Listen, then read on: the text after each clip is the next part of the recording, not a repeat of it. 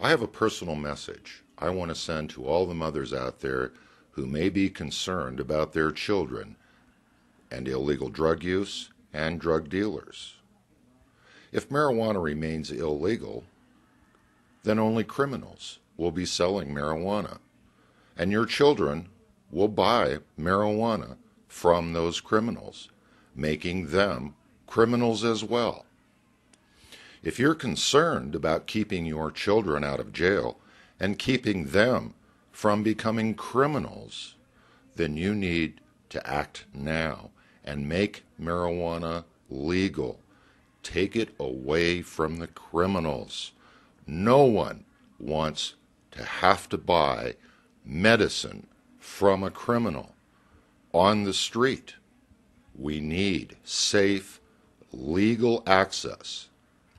We can eliminate all of the criminality involved, including your children's criminality and potential of them going to prison, by stopping this government from harassing, arresting, and putting people in jail illegally for marijuana use. It's prohibition in disguise. We need to stop the criminals. We just need to identify who those criminals really are.